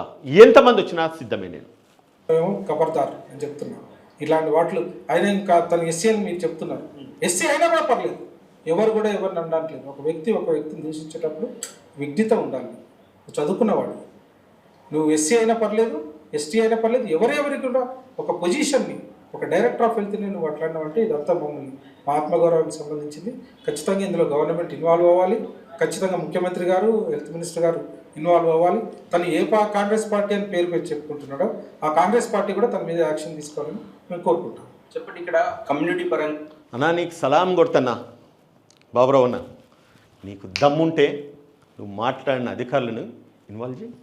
హెల్త్ మినిస్టర్ని ఇన్వాల్వ్ చేస్తుంటున్నావు కదా, ముఖ్యమంత్రిని ఇన్వాల్వ్ చేస్తుంటున్నాను కదా, ఓపెన్ ఛాలెంజ్ ఇస్తున్నా నీకు దమ్ముంటే ఎంతమందిని ఇన్వాల్వ్ చేయాలనుకుంటావు ఇన్వాల్వ్ చేసి చూస్తా. చేత కాదంటే కనుక ఆయన ఏదైతే కామెంట్ చేసినావు అవి కూడా కామెంట్స్ నీకే వర్తిస్తాయి, నువ్వు కూడా కూర్చో ఇంట్లో. నువ్వు ఇన్వాల్వ్ చేయకపోతే కనుక అదే ముఖ్యమంత్రిని కానీ అదే హెల్త్ మినిస్టర్ కానీ నువ్వు ఇన్వాల్వ్ చేయకపోతే కనుక నీ డైరెక్టర్ ఆఫ్ మెడికల్ అండ్ హెల్త్కి ఏదైతే కామెంట్ చేసినావు అది నీకు కూడా వర్తిస్తుంది. ఎన్ని రోజులు టైం కావాలి అన్ని రోజులు తీసుకో, ఎంతమందిని ఇన్వాల్వ్ చేస్తా అంతమందిని ఇన్వాల్వ్ చేయి. చూసేందుకు కూడా వీళ్ళు, ఎందుకంటే ఆయన కూడా అదే సామాజిక వర్గం సంబంధించిన కాబట్టి ఇక్కడ ఒక ఆవేదన మాట్లాడింది అనుకోవచ్చు. ఇక్కడ మీరు అర్థం చేసుకోవాల్సింది కమ్యూనిటీ గురించి కాదు. ఇక్కడ యాక్చువల్గా మీరు ఆలోచిస్తే ఆ అడ్వకేట్ అసలు ఇష్యూ ఏంటంటే ఆయన ప్రైవేట్ హాస్పిటల్లో వాళ్ళ ఆవిడ ఎవరు ట్రీట్మెంట్ చేసుకున్నారు. ఇవాళ డిహెచ్ ఉన్నది ఏంది, ప్రభుత్వ హాస్పిటల్లో మౌలిక వసతులు కానీ లేకపోతే ఏమైనా ప్రభుత్వంలో సరైన ట్రీట్మెంట్ లేదా, సరైన మందులు, దాని గురించి మాట్లాడాలి. ఆయన ప్రైవేట్ హాస్పిటల్ ట్రీట్మెంట్ చేసుకున్నాడు, డిహెచ్కి చెప్పి ట్రీట్మెంట్ చేసుకున్నాడా? పేరు చెప్పండి. డిహెచ్ చెప్పి ఇన్ఫార్మ్ చేసేసిన ఆయన ప్రైవేట్ కార్పొరేట్ హాస్పిటల్. అన్నా నువ్వెవరో నాకు తెలియదు, కానీ నువ్వు కూడా ఒక డాక్టర్ అనే విషయం నాకు అర్థమైంది. ప్రతి వ్యక్తి డిహెచ్కు ఫోన్ చేసి తీసుకున్నాడా, ఆయన డిహెచ్కు చెప్పేసి ట్రీట్మెంట్ తీసుకున్నాడా, డిహెచ్ డ్యూటీ ఇదా, డిస్ట్రిక్ట్ మెడికల్ ఆఫీసర్ డ్యూటీ ఇది అండ్ డిహెచ్ డ్యూటీ ఇది కాదంటున్నారు కదా. ఒక విషయం చెప్తున్నా, ప్రజలు చూస్తున్నారు కదా, ఇక ముందు మనం ఏ ప్రైవేట్ హాస్పిటల్ పోవాలనుకున్నా కూడా మీరందరూ కూడా DH director of medical and health అనుమతి తీసుకొని పోండి, రైట్? ఎందుకంటే ఈ director of medical and health ఎవరికి ఎక్కువ యాక్సెస్ ఉంటాడు అంటే వాళ్ళ ఫోన్ నెంబర్లు ఏంటిదో వాళ్ళ ఆఫీస్, కోటిలో వాళ్ళ ఆఫీస్ ఉంటుంది. మనం ఏ ప్రైవేట్ హాస్పిటల్కి వెళ్ళాలన్నా కూడా ఈ వ్యక్తి చెప్పిండు కదా, తీసుకున్నాడు అంటున్నాడు కదా, తీసుకొని పోండి. ఆయన ఫోన్ నెంబర్ కూడా చెప్తా, 9871999060. సార్ పేరు రవీంద్ర నాయక్ గారు, director of medical and health. మళ్ళీ చెప్తా, 9871999060. అన్న చెప్పిండు కాబట్టి, అన్న ఆయన శిష్యుడు కాబట్టి, అన్న ఆయన సామాజిక వర్గానికి చెందినవాడు కాబట్టి చెప్పిపోయిన నన్ను అడుగుతున్నాడు కదా. నాకు తెలియదు, అంత నాకు సెన్స్ లేదు, నాకు అంత నాలెడ్జ్ లేదు. ప్రైవేట్ హాస్పిటల్కి వెళ్ళేటప్పుడు ప్రైవేట్ హాస్పిటల్ నాకు తెలిసి వీళ్ళ కంట్రోల్లో వీళ్ళ మానిటరింగ్లు ఉంటాయని నేను అనుకుంటా. స్టేట్ మెడికల్ డైరెక్టర్ కానీ లేకపోతే డిస్ట్రిక్ట్ మెడికల్ ఆఫీసర్స్ కానీ వీళ్ళు పర్మిషన్లు ఇస్తేనే వాళ్ళు హాస్పిటల్ కడితే నేను అనుకుంటున్నాను. మరి నాకున్న సెన్స్ అది, నాకున్న నాలెడ్జ్ అది. మరి I may be wrong. And ఈయన అంటున్నాడు కాబట్టి వెళ్ళేటప్పుడు ఇదివరకు చెప్పిన నెంబర్కి ఫోన్ చేయండి, అందరు ఫోన్ చేయండి. ఫోన్ చేసేసి పోతున్నాం, మాకు ఈ రోగంతో పోతున్నాం, మాకు ఎంత బిల్ అవుతుందో అన్నీ కూడా మళ్ళీ ఆయన సబ్మిట్ చేయండి. ఎంత నిర్దాక్షిణంగా అన్యాయంగా 2 లక్షలు అని 10 లక్షలు 10 లక్షలు అని చెప్పి 50 లక్షలు దోసుకుంటున్నారు కదా. అవన్నీ ఏవైతే జరుగుతున్నాయో ముందు ఈయనకి ఇన్ఫార్మ్ చేయండి అని చెప్పింది కాబట్టి district state director and medical health ఆఫీసర్కి ఇన్ఫార్మ్ చేసేసి మీరు వెళ్ళండి. ఫుల్ ట్రీట్మెంట్ చేసుకున్నాడు. కార్పొరేట్ హాస్పిటల్లో ఏం ప్రాబ్లం అయిందో తెలియదు మనకి. వచ్చాడు, మీ మీడియా ఛానల్ కలిసిండు, డిహెచ్ కంప్లైంట్ ఇచ్చాడు. ఇమ్మీడియట్ కంప్లైంట్ అయినా నేను ఒక నిమిషం కంప్లైంట్ చేయగానే యాక్షన్ ఎట్లా తీసుకుంటారు? అక్కడ ఏం జరగాలో ఎంక్వైరీ చేయాలి, ప్రాపర్ ఎంక్వైరీ కోసం డిఎంహెచ్ కోసం రాశారు. ఆ ఎంక్వైరీ జరిగే సమయంలోనే నేను కోర్టుకు పోయాడు. మరి ఏంటి డిహెచ్ తప్పేమో అన్న మళ్ళీ గుర్తు చేస్తున్నా. డిహెచ్ మీరు 4 నెలలు అవుతుంది అంటారు. 4 నెలలు అంటే 4 నెలలు అవుతుందని నేనన్నా, నువ్వు కూడా అదే మాట్లాడుతున్నావు. మీ డైరెక్టర్ ఆఫ్ మెడికల్ అండ్ హెల్త్కి నేను పెట్టిన మెసేజ్ కూడా 4 నెలల క్రితం ఉన్నది, అది కూడా నేను చూపిస్తాను జరాగి. 4 నెలలు అవుతుందా? ఏం చేస్తున్నారు మీరు? 4 నెలలు ఏం చేస్తున్నారు? ప్రాపర్ ఎంక్వైరీ కావాలి, ఏం మిస్టేక్ ఉంది, అది కార్పొరేట్ హాస్పిటల్స్. దాని మీద యాక్షన్ డైరెక్ట్ తీసుకోవడం డిహెచ్కి ఉండదు. ప్రాపర్ యాక్షన్ అక్కడ తీసుకొని ఎంక్వైరీ చేసి దానికి సంబంధించి చేయాలి. మరి ఈయన లాయర్ అన్నప్పుడు నువ్వు కన్జ్యూమర్ ఫోరం ఉన్నది, లేకపోతే పై అధికారులు ఉన్నాడు, అక్కడికి వెళ్ళాలి. డిహెచ్కి అధికారం ఉండదని నువ్వు అంటున్నావు కదా. నువ్వేం చదువుకొని లాయర్, మన డాక్టర్ అయినో లేకపోతే మీ డైరెక్టర్కు ఏం పవర్స్ ఉన్నాయో, ఆయన డ్యూటీస్ ఏందో, రెస్పాన్సిబిలిటీస్ ఏందో నాకైతే తెలియదన్నా. ఈయన చెప్తున్నాడు కదా, ఈయన మాట ఈయన డాక్టర్ సాబ్ ఇతను state director of medical and హెల్త్కి తన ఒక స్టేట్లో ఉన్న హాస్పిటల్స్ మీద కంట్రోల్ ఉండదంట. కేవలం గోళీలు ఎన్ని, మందులు ఎన్ని, సూదులు ఎన్ని, ఏడికలు ఎన్ని వస్తున్నాయి, దేంట్లో ఏమొస్తున్నది, దేంట్లో ఎంత లాభం వస్తుంది, అంటే ఐ డోంట్ నో, అంటే దేనికి ఎవరికి లాభం అనేది మనకు తెలియదు. ప్రభుత్వానికి, ప్రభుత్వ ఖజానాకి కావచ్చు. నువ్వు ఆడ వ్యక్తిగతంగా తిట్టినట్టు అనిపిస్తుంది. ఇవాళ మేము వ్యతిరేకించేది ఏంటంటే ఆయనలో ఆవిడకి ట్రీట్మెంట్ ఏమైనా ప్రాబ్లం అయిందంటే దాన్ని మేము కంపల్సరీ దానికి సంబంధించిన రెక్టిఫై కావాలి, దానికి ఏం కావాలో చేయమంటున్నాం. కానీ ఆయన మాట్లాడిన లాంగ్వేజ్ కరెక్ట్ లేదు, ఆయన వాడిన పదజాలం కరెక్ట్ లేదు, దాన్ని మేము తీవ్రంగా గర్విస్తాం. మీరేమంటారు మేడం? నేను చక్కగా మాట్లాడుంటే కనుక మీరు బయటికి రాకపోయేటోళ్ళు, ఇది ప్రజల్లోకి రాకపోయేది. ఈ విషయంలో అదే ఏమంటారు, అది ఎందుకు ఒక తిట్టుగా ఒక ఆడవాళ్ళని ఉపయోగించడం ఏంటో ఆడవాళ్ళు మీకంటే గొప్ప ఎక్కువ ఉన్నారు అని, ఇలా చీరలు వేసుకోవద్దు, పూలు పెట్టుకోవద్దు అని, ఏ ఆడవాళ్ళు ఏ విషయంలో తక్కువ ఉన్నారు ఒక తిట్టుకు ఉపయోగిస్తున్నారు. ఇది ఏ స్త్రీలు కూడా ఒప్పుకునే విషయం కాదు. మీకు తెలుసు ఆపరేషన్ సింధూర్ ఆడవాళ్లే కదా చేసి వచ్చింది, మరి అప్పుడు మగవాళ్ళు అంటే చేయలేకనా? మొట్టమొదటిగా మన మాతృమూర్తికి దండలు, నమస్కారాలు తెలియజేస్తున్నాను. అమ్మగారు ఎవరో తెలియదు నాకు. అమ్మ, నేను ఒక విషయం చెప్తున్నాను తల్లి, ఆడవాళ్ళని కించపరుస్తూ మాట్లాడే మాటలు కాదు. పూర్వం రోజులలో మగవాళ్ళు పని చేయకపోతే గాజులు దొడుక్కొని చిరగట్టుకొని ఇంట్లో కూర్చోండి అని నేను చిన్నప్పుడు విన్న పదజాలాలు ఆ విషయంలో బయటకు వచ్చినాయి. సో కాబట్టి ఆడవాళ్ళని కించపరిచే ఆలోచన నాకు లేదు. ఆడవాళ్ళు బెటర్ అని కూడా నేను అన్నాను. ఎందుకంటే ఆడవాళ్ళ కంటే మగవాళ్ళు ఇంకా ఆరోగ్యంగా, బలంగా, శక్తి సామర్థ్యాలతోని, పబ్లిక్ రిలేషన్స్తోని, లేకపోతే వాళ్ళకు ఏ ప్లేస్ కన్నా డే అండ్ నైట్ వెళ్ళే విసులుబాటు మగవాళ్ళకు ఉంటుంది. ఎంతటి దాన్నైనా ఎదుర్కొనే శక్తి మగవాళ్ళకు ఉంటుంది. ఆడవాళ్ళు కొంత వీక్ ఉంటారంటే మేబీ బై హెల్త్ కావచ్చు, లేకపోతే సోషల్ ప్రాసెస్లో కానీ వీక్ ఉంటారు. కాబట్టి ఆ వీక్ వర్క్స్ మీరు చేయొద్దు, కొంచెం స్ట్రాంగ్ అండ్ హెల్తీ వర్క్స్ చేయాలి. ఒక డైరెక్టర్ ఆఫ్ మెడికల్ అండ్ హెల్త్గా, ఒక మగవారిగా మీరు ఇంకా కూడా అగ్రెసివ్గా పనిచేయాలి. ఈ రోజులలో మహిళలు ఎంతో మీరు అన్నట్లుగా ఆపరేషన్ సింధూర్లో పనిచేస్తున్నారు కావచ్చు, లేకపోతే ఇంకేమైనా సక్సెస్ అచీవ్ చేసి వచ్చినారు. వాళ్ళు ఎంతో బలంగా పనిచేస్తున్నారు, ఎంతో యాక్యురేట్గా పనిచేస్తున్నారు, ఎంతో హెల్తీగా, స్ట్రాంగ్గా పనిచేస్తున్నారు. అటువంటి వర్క్ మీరు చేయలేకపోతున్నారు కదా అన్న ఒక ఉద్దేశంతోనే మాట్లాడినాను. కానీ ఆడవాళ్ళని కించపుచ్చే విధంగా నేను ఎప్పుడూ మాట్లాడలేదు, ఎక్కడ మాట్లాడను కూడా. స్త్రీల పట్ల నాకు ఖచ్చితంగా గౌరవం ఉంది. మీ మనోభావాలు దెబ్బతిని మీరు ఏదన్నా తప్పుగా నేను సంబోధించి ఆ విషయంలోనో, లేకపోతే ఆకృషంతోనో, లేకపోతే ఇంకే ఏ విధంగా కనుక మీ మహిళల మనోభావాలు కనుక దెబ్బతిని ఉంటే నేను అన్కండిషనల్గా నేను అపాలజీ టెండర్ చేస్తున్నాను, నా స్టేట్మెంట్స్ విత్డ్రా చేసుకుంటున్నాను తల్లి. అట్లా కాదు, కొన్ని విషయాలు కొన్ని అందరూ చేస్తూ ఉంటారు. అది అందరూ సమానమే. మగ ఆడ అనేది ప్రత్యేకంగా చూపించాల్సినంత అవసరం ఏమి లేదు. అది కూడా చదువుకున్న వాళ్ళు ఆయన ఒక ప్రొఫెషన్లో ఉన్నారు కదా, ఉంటుకుంటూ ఒక ఆడవాళ్ళని ఏదో తక్కువగా చేసి మాట్లాడడం అనేది అసలు ఒప్పుకునే విషయం కాదు. పైపెచ్చు మా డైరెక్టర్ గారు చాలా సౌమ్యులు, ఎంతో చాలా జాగ్రత్తగా నెమ్మదిగా గతంలో ఏదైతే విషయాల్లో వెనకబడిపోయిందో డిపార్ట్మెంట్, ఆ విషయాలన్నింటిలో నెమ్మదిగా కొన్ని ఒకటి సాల్వ్ చేస్తూ మమ్మల్ని అందరినీ ఒక క్రమమైన పద్ధతిలో నడిపిస్తూ ఉన్నారు. మేమందరం మా డైరెక్టర్ ఎలా ఉన్నారు అనేది ఆయన వైపు చూసి మేము క్రింద డిస్ట్రిక్ట్స్లో పనిచేయవలసిన పరిస్థితి. కానీ ఇప్పుడు అతనికి వాల్యూ లేకుండా మీరు ఇష్టం వచ్చినట్టుగా మాట్లాడితే ఇంకా కింద ఉన్న ఆఫీసర్లు కూడా డిమారలైజ్ అయిపోతారు కదా. మేము ఏ బలంతోనే, అంటే ఏ ధైర్యంతో మిగతా అంటే యాక్ట్స్ ఏవైతే మాకు అప్పగిచ్చారో అవన్నీ మేము ఎలాగ ఇంప్లిమెంట్ నేను సర్టన్లీ నేను అడ్మైర్ చేస్తా, అప్రిషియేట్ చేస్తా. ఏదైతే మీరు మాటలు ఉన్నాయో అవి నిజమైతే. మీరు అంటున్నారు చాలా యాక్యురేట్గా పనిచేస్తున్నారు, ఆయనకి ఇదే పని కాదు చాలా పనులు ఉంటాయని చెప్పుకొస్తున్నారు. నిజంగానే అన్ని పనులు చేస్తున్న వ్యక్తి, అంత కష్టపడుతున్న వ్యక్తి, మిమ్మల్ని అంతా నడిపిస్తున్న వ్యక్తి, అంత ఆదర్శప్రాయంగా మీకున్న వ్యక్తి, నేను ఆయన కించపుచ్చి మాట్లాడము, మీ మనోభావాలను దెబ్బతిని ఉంటే కూడా మళ్ళీ కూడా ఐఎమ్ విత్డ్రాయింగ్ మై స్టేట్మెంట్స్. కానీ ఒక విషయం అడుగుతానమ్మా, 4 నెలల నుంచి ఎన్ని పనులు చేస్తున్న వ్యక్తికి ఒక్క 10 నిమిషాలు ఎంక్వైరీ ఏం జరిగింది దాని రిపోర్ట్ తెప్పించుకునే విసులుబాటు ఆయనకు నా కేసు విషయంలో కలగలేదు. మీరు మహిళనే కదా, మీరు మహిళ గురించి ఇంత మాట్లాడుకొస్తున్నారు కదా. నేను ఎవరి గురించి మాట్లాడుతున్నాను? నేను ఏ పురుషుని గురించి నేను మాట్లాడలేదు. నా కంప్లైంట్ కూడా ఏ పురుషుని గురించి లేదు, ఏ మగవారి గురించి లేదు. నా భార్య తను మహిళనే కదా, మరి మీరు మహిళలే కదమ్మా. ఒక మహిళను కించపరిచి మాట్లాడినని అన్నందుకే మీకు ఇంత బాధేస్తే, నా భార్య ఒక మహిళనే కదా, 12 రోజులు నిర్దాక్షిణంగా కేవలం డబ్బుల గురించి అని చెప్పేసి 12 రోజులు సఫర్ చేసుకుంటా హాస్పిటల్ బెడ్ మీద పడుకోబెట్టినారు కదా.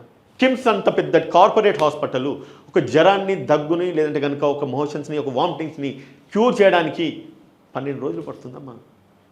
మరి నా భార్య ఒక మహిళకు అన్యాయం జరిగిందని చెప్పి నేను ఒక రిప్రజెంటేషన్ ఇచ్చినప్పుడు, మీ director of medical and health స్పందించినప్పుడు, మరి మీరు ఎందుకమ్మా మహిళగా స్పందించలేదు, ఎందుకమ్మా మాట్లాడలేదు? నేను ఒక మహిళను కించపుచ్చి, నేను ఏ మహిళను కించపుచ్చలేదు, ఫర్ యువర్ కైండ్ ఇన్ఫర్మేషన్. అట్లా మీ మనోభావాలు దెబ్బలు తింటే అన్కండిషనల్గా నేను అపాలజీ టెండర్ చేస్తున్నా. నేనే మహిళను కించపుచ్చలేదు. నా భార్య కూడా ఒక మహిళనే కదా, తను స్ట్రగుల్ అయింది కదా, బాధపడ్డది కదా. నా భార్యనే కాదు, ఆ ఇష్యూ తర్వాత ఎంతోమంది మహిళలు ఈరోజు స్ట్రగుల్ అవుతున్నారు, సఫర్ అవుతున్నారు. ఒక వీడియో నేను చూపిస్తాను. ఆ పేరెంట్ నన్ను రిస్ట్రిక్ట్ చేసినాడు చూపించద్దని చెప్పి.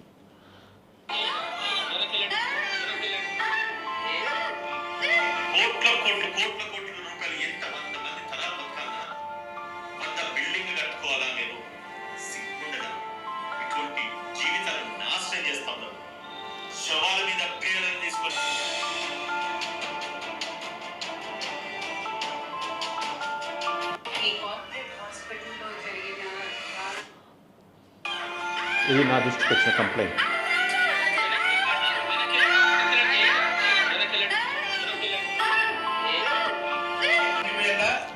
ఈవిడ మహిళ.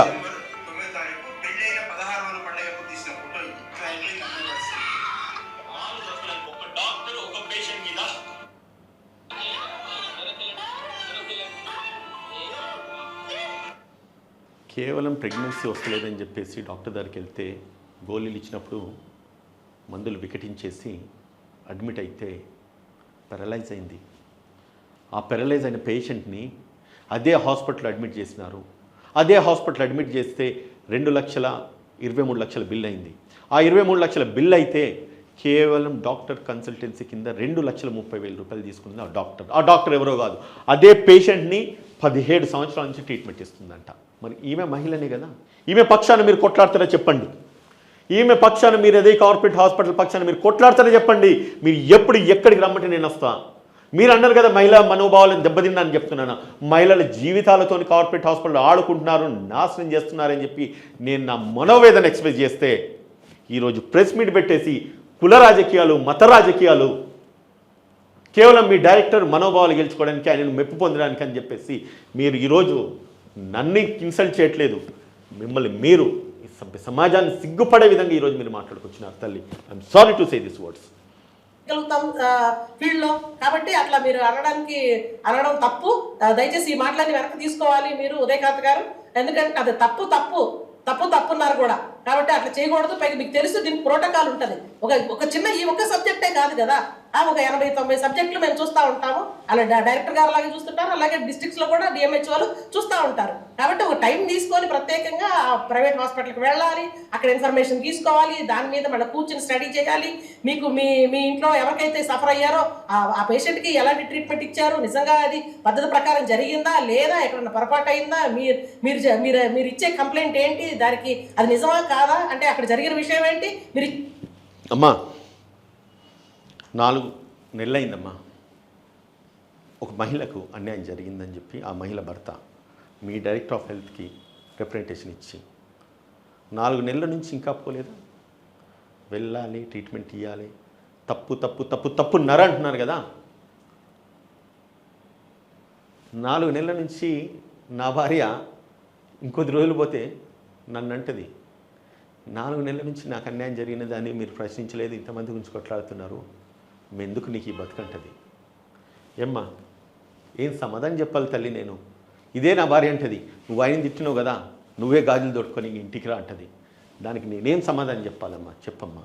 ఈ ఆడవాళ్ళు ఇంతమంది మనోవేదన గురవుతున్నారు కదా, వీళ్ళందరూ నాతో మాట్లాడుకొస్తున్నారు, మా కార్పొరేట్ హాస్పిటల్ వల్ల అన్యాయం జరుగుతుంది, నష్టపోతున్నాము అన్నవారికి ఏం సమాధానం చెప్తారమ్మా? మీరు మాట్లాడండి తల్లి, మీరు మాట్లాడండి. ఇచ్చిన కంప్లైంట్ అది సస్టైన్ అవుతుందా లేదా అనేది ఇవన్నీ గమనించుకున్న తర్వాత కదా యాక్షన్ తీసుకునేది. కాబట్టి అవన్నీ చేయడంలో కొంత టైం పడుతుంది. పైపెంచి మీకు తెలుసు చాలా చాలా ప్రోగ్రామ్స్ వస్తున్నాయి. అటు సెంట్రల్ గవర్నమెంట్ కొన్ని ప్రోగ్రామ్స్ జరుపుతా ఉంది, అలాగే స్టేట్ గవర్నమెంట్ తీసుకునే ఇనిషియేటివ్స్ చాలా ఉన్నాయి. ఇవన్నీ ఇంప్లిమెంట్ చేసే క్రమంలో అడ్మినిస్ట్రేటివ్ డిలేస్ అవుతాయి. అవన్నీ మీరు గమనించాలి కదా చదువుకున్న వాళ్ళు. కాబట్టి ఇవన్నీ పట్టించుకోకుండా ఒక ఎవరు అంటే ఏం తెలియని నిరక్షర కుక్షుల్లాగా మీరు ఇట్లా మాట్లాడడం అనేది తప్పు. దయచేసి మీరు వెనక్కి తీసుకోండి. ఏం తెలియని నిరక్షరాస్యులు మాట్లాడేలాగా నేను మాట్లాడుతున్నాను మీరు అన్నారు కదా. ఏం తెలియని నిరక్షరాస్యులు మాట్లాడరమ్మా, అనుభవిస్తారమ్మా, లేదంటే చచ్చిపోతారు, మనోవేదన అనుభవిస్తారు. ఒక ఆటో డ్రైవర్కి 16 లక్షల రూపాయల బిల్లు వేసింది తల్లి. ఆటో డ్రైవర్ జీవితకాలం సంపాదించుకోలేడమ్మా. ఇటువంటి కార్పొరేట్ హాస్పిటల్లో కేవలం 2 లక్షలు అవుతాయని చెప్పేసి తన కూతురికి లివర్లో ప్రాబ్లం వస్తే హాస్పిటల్కి తీసుకెళ్ళి అడ్మిట్ చేస్తే 2 లక్షలు అవుతాయని చెప్తే నా బిడ్డ 2 లక్షలతో బతుకుతుందని చెప్పేసి ఆస్తులు అమ్ముకొని ఆటో అమ్ముకొని పోయేసి ఆడ హాస్పిటల్లో ట్రీట్మెంట్ తీసుకున్నాడు. 2/4 అమ్మా. 4/8 తెలుసా? 16 లక్షలైనవి. రికార్డు నా దగ్గర ఉంది, నేను చెప్తా. ఏం చేస్తే 16 లక్షలు కడతాడు? ఒక కూతురే, ఆయనకు కూడా ఒక ఆడ కూతురే అమ్మా. నేను నీకు ఆ రిపోర్ట్స్ నేను పంపిస్తా, ఆ పేషెంట్ డీటెయిల్స్ నేను ఇస్తా. ఈరోజు ఆడోళ్ళని కించపరిచి నేను మాట్లాడని చెప్పేసి మిమ్మల్ని ఎగేసి ఆ డైరెక్టర్ మిమ్మల్ని పంపించినాడు కదా. ఆ పేషెంట్ డీటెయిల్స్ నేను మీకు ఇస్తాను, మీరు ఆ పక్షాన మాట్లాడతారో చెప్పండి. మీ పిల్లలు ఉంటే కనుక ఈరోజు మీరు మాట్లాడుతున్నారు కదా, ఇదే వీడియో కనుక మీ పిల్లలు చూస్తుండొచ్చు కావచ్చు. మీకు ఆడపిల్లలు ఉన్నారు, మగ పిల్లలు నాకు తెలియదు తల్లి. కానీ ఒక మాట అడుగుతున్నామ్మా, నేను అడుగుతున్న ప్రశ్నకు మీరు సమాధానం చెప్పండి. నేను ఇస్తున్న రిపోర్ట్స్ మీద మీరు మాట్లాడగలిగితే మీకు సల్యూట్ కొడతాను తల్లి. లేదంటే కనుక మీరు మౌనం వహిస్తే మీకు ఆడపిల్లలు ఉంటే కనుక వాళ్ళ ముందు కూడా మీరు తలదించుకోవాల్సిన పరిస్థితి ఏర్పడుతుందమ్మా. గుర్తుపెట్టుకోండి తల్లి. దయచేసి ఈ ఆఫీసర్లు ఎవరిని డిమారలైజ్ చేయవద్దు. అలాగే ఆడవాళ్ళని తగ్గించి మాట్లాడడం అనేది ఇది ఎటువంటి పరిస్థితుల్లో ఒప్పుకునే విషయం కాదు. మీరు ఈ విషయంలో దయచేసి మిమ్మల్ని మీరు కరెక్ట్ చేసుకోండి, మీ మాట వెనక్కి తీసుకోండి. ఆడవాళ్ళందరికీ క్షమాపణ చెప్పాలి అవసరమైతే. అమ్మ మళ్ళీ కూడా చెప్తున్నా, నా వాక్యాలు ఒకవేళ ఆడవాళ్ళని మనోభావాలను పరిచే విధంగా ఉన్నా, వాళ్ళని కించపుచ్చినట్టుగా ఉన్నా, ఇంతమంది ఆడవాళ్ళు మనోవేదన అనుభవిస్తున్నారు. కాబట్టి మేబీ నా ఒక్క కేసే కాదు, ఎన్నో కేసులు నా దృష్టిలో ఉన్నాయి. నా కంప్లైంట్లో director of medical and health చర్య తీసుకోలేందుకు మేబీ నేను ఆవేశంగానో లేకపోతే ఆక్రోషంతోనో నోరు జారిన అని అనుకుంటే కనుక అన్కండిషనల్గా నేను నా ఒక అపాలజీ టెండర్ చేస్తున్నానమ్మా. I'm sorry. నేను ఎప్పుడైతే రిప్రజెంటేషన్ ఆయనకు రాసిన్నో to the chairman and the managing director seeking clarification regarding the medical negligence, bill irregularities and ethical misconduct to the case pertaining to the Jayashree, calling for immediate explanation అని చెప్పి నేను రాసింది 2/6/2025 నాడు. అదే రోజు నేను వాళ్ళకి ఇచ్చినప్పుడు 2/6/2025 నాడు ఈ డాక్యుమెంట్ అక్నాలెడ్జ్ చేసినారు వాళ్ళు తీసుకున్నట్టుగా. దాని తర్వాత వాళ్ళు చేసింది ఏంటంటే నాకు ఒక లెటర్ పంపించున్నారు కిమ్స్ సన్షైన్ హాస్పిటల్ నుంచి. ఎక్నాలజ్మెంట్ సీకింగ్ క్లారిఫికేషన్, అతి త్వరలో మీకు ఆ క్లారిఫికేషన్ ఇస్తా అని చెప్పి అన్నారు. ఈ duly noted, matter may be excreted and forward to the concern authorities, necessary action will take.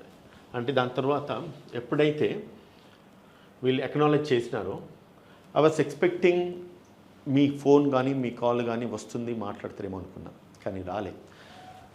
నేను నీకు ఒక లెటర్ రిప్రజెంటేషన్ ఇచ్చినప్పుడు దానికి నువ్వు అక్నాలెడ్జ్మెంట్ ఇచ్చినారు కిమ్స్ హాస్పిటల్ వాళ్ళు. మీ లెటర్ మాకు వచ్చింది, మేము అక్నాలెడ్జ్ చేసినాము, దానికి మా కన్సర్న్ టీం రివర్ట్ బ్యాక్ అయితే అన్నారు. తర్వాత వీళ్ళు ఏం చేసిండ్రు, నాకు ఒక లీగల్ నోటీస్ పంపించారు. పాముకే కాట్లు వేస్తామంటారు కదా, అడ్వకేట్కి ఒక లీగల్ నోటీస్. దేనికి లీగల్ నోటీస్ ఇవ్వాలి, దేనికి ఇవ్వాలి, ఎందుకు ఇవ్వాలి? అసలు నీకు లీగల్ నోటీసు పంపాల్సిన అవసరం ఏమొచ్చింది? అసలు నేను నీకు లీగల్ నోటీస్ ఇచ్చిందా? చదువుకున్న వాళ్ళే కదా కిమ్స్ హాస్పిటల్ డాక్టర్లు కాదు, లేకపోతే పోనీ నాకు పంపించిన ఈ యొక్క అడ్వకేట్ ఎవరైతే ఉన్నారో ఆయన కూడా నా తోటి అడ్వకేటే కదా. నేను ఇచ్చిన లెటర్లో కేవలం క్లియర్ ఎక్స్ప్లెనేషన్ అడిగిన, నేను ఎక్కడ కూడా లీగల్ నోటీస్ అని చెప్పలేదు. దానికి రాకేష్ జంగం అనే వ్యక్తి ఒక అడ్వకేటు, రాకేష్ జంగం అనే ఒక అడ్వకేటు నాకు ఒక letter reply register post with acknowledgement due అని చెప్పి ఇక్కడ నాకు ఒక లెటర్ రాసిండు. Under the instructions of my client KIMS hospital Gachibowli, reply నీ లీగల్ నోటీస్ అట. అది లీగల్ నోటీసే కాదు, నేను నిన్ను ఎక్స్ప్లెనేషన్ అడిగిన. అట్లీస్ట్ పంపించిన ఈ అడ్వకేట్ కన్నా ఆలోచన ఉండాలి.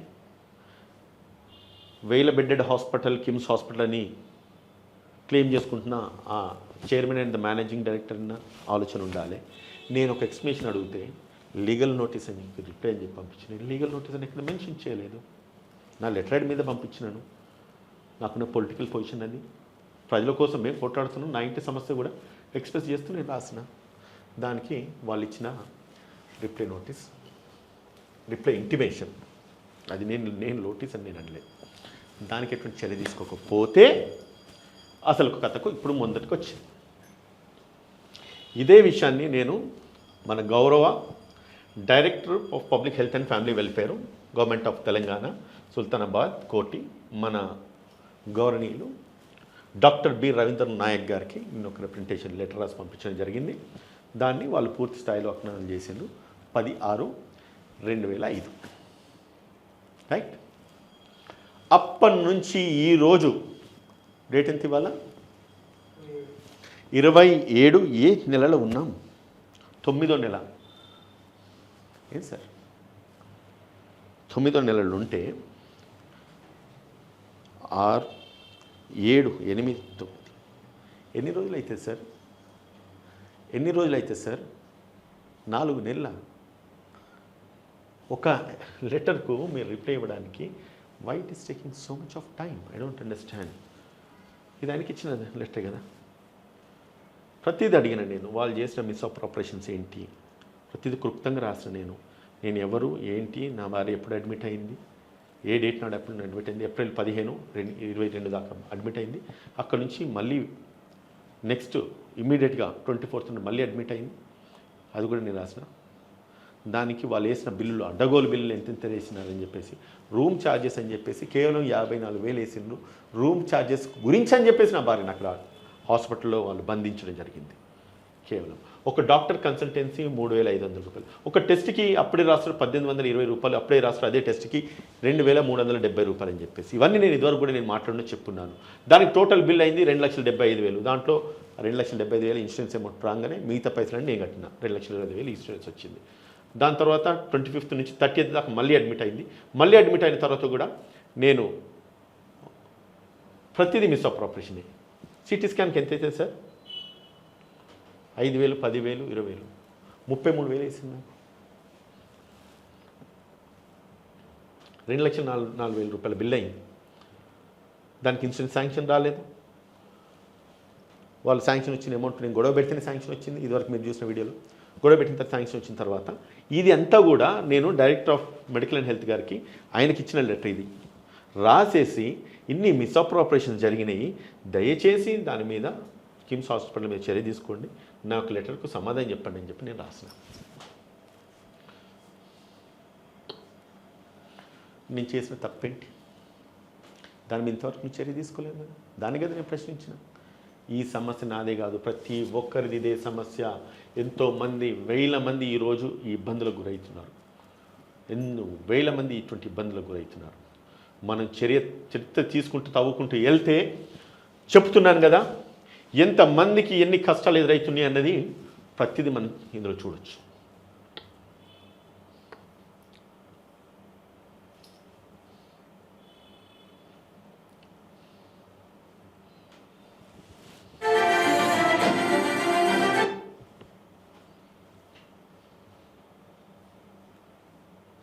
ఒక యశోద హాస్పిటల్లో జరిగిన అనర్థం. 14వ తారీఖు చనిపోయిన డెత్ సర్టిఫికేట్ ఇస్తాడు, 15వ తారీఖు బిల్ వేస్తాడు. ఇది తొలి వెలుగు రఘు తను చేసిన ఒక ఇది. ఒక తండ్రి మొన్న అపోలో హాస్పిటల్కి వెళ్తే కొడుకును మంచిగున్నని తీసుకెళ్తే ఆయన చంపి శవాన్ని ఇచ్చి పంపించినారు. అదొక ఇన్సిడెంట్. ఒక తండ్రి కేవలం 13 నెలల బాలికని తీసుకెళ్ళి హాస్పిటల్ అడ్మిట్ చేస్తే 3 రోజులు పెట్టుకొని 3 రోజుల తర్వాత డెడ్ బాడీ ఇచ్చి పంపించినారు. ఒక కొడుకు తన తల్లిని తీసుకెళ్ళేసి హాస్పిటల్ అడ్మిట్ చేస్తే 9 గంటలకు వెళ్ళిన వ్యక్తి 11:30 శవమై బయటకు వచ్చింది. ఈయన ఇక్కడ మాట్లాడతాడు, మన వంశీ ఇంటర్వ్యూ చేస్తే నాకు 9,000 బెడెడ్ హాస్పిటల్ ఉందని చెప్తున్నాడు. మీకు ఎన్ని బెడెడ్ హాస్పిటల్ ఉన్నా సలాం కొడుతున్నా. వంశీ అన్న నీకు ఒక విషయం అడుగుతానే, ఈయన ఇంటర్వ్యూ చేసినావు కదా, ఇంటర్వ్యూ చేసిన తర్వాత ఈయన ఎంతమందికి ఉచిత వైద్యం ఇచ్చిందనేది ఒక డాక్యుమెంట్ రెడీ చేయి, నీకు సలాం కొడతాను. నీకు వ్యూస్ బాగా వస్తే ఒకసారి తయారు చేయబడి. ప్రాణాలతో వస్తే ప్రాణాలు పోయినాయి. ఇది పరిస్థితి. నేను మాట్లాడతలేను, మీడియా ఛానల్స్ మాట్లాడుతున్నాయి. Sunrise hospital civil facts. ఈ వ్యక్తి షుగర్ పెరిగిందని హాస్పిటల్ తీసుకెళ్తే ఆపరేషన్ పేరుతో 3 గంటలు హై డ్రామా, బయటపడ్డ అపోలో డిఆర్పి హాస్పిటల్ యొక్క ఉదాంతం భాగవతం. Director district medical and health ఒక కొండరావు గారు అని చెప్పేసి ఆయన ఒక ఆలోచన ఎక్స్ప్రెస్ చేసినారు, ఏం జరుగుతుంది ఇందులో. ఇవన్నీ కూడా మనం యూట్యూబ్లో కొడితే ప్రతిదీ బయటకు వస్తూ ఉంటుంది. రైట్, నేను మాట్లాడేదాన్ని ఏది కూడా సాక్ష్యాధారాలు లేకుండా మాట్లాడట్లేదు, చేతగాక మాట్లాడట్లేదు, ప్రజలకు తెలియాలి కాబట్టి మాట్లాడుతూ ఉన్నాను. ఈ విధంగా మెడికల్ మాఫియా వ్యాపిస్తూ ఉన్నది. మీకంత చిత్తశుద్ధి ఉంటే గవర్నమెంట్ అధికారులే కానీ లేకపోతే ఇదివరకు మాట్లాడిన డైరెక్టర్సే కానీ వీటి మీద దృష్టి సాధించండి, నా మీద కాదు. నా లాంటి వాడిని మీరు టార్గెట్ చేస్తే నన్ను ఇంకా లేపినట్టు అవుతుంది, ఇంకా కూడా నేను బర్న్ అయితేనే ఉంటా. నన్ను గోకించుకోకండి. ఇది is the first, it's the final and ultimate warning. మీరు చేయాలనుకుంటే ప్రజల పక్షం నిలబడి, మీరు నన్ను గోకిపోయిన ప్రజల విషయంలో మీకు ఇబ్బంది అయితే కనుక ఖచ్చితంగా మిమ్మల్ని డిస్టర్బ్ చేస్తూనే ఉంటా, గుర్తుపెట్టుకోండి. సరే, ఎనీవేస్ మళ్ళీ ప్రెస్ మీట్ పెట్టుండ్రి. నేను మీరు నేనా మీరా నిర్ణయం తెలుసుకుందాం.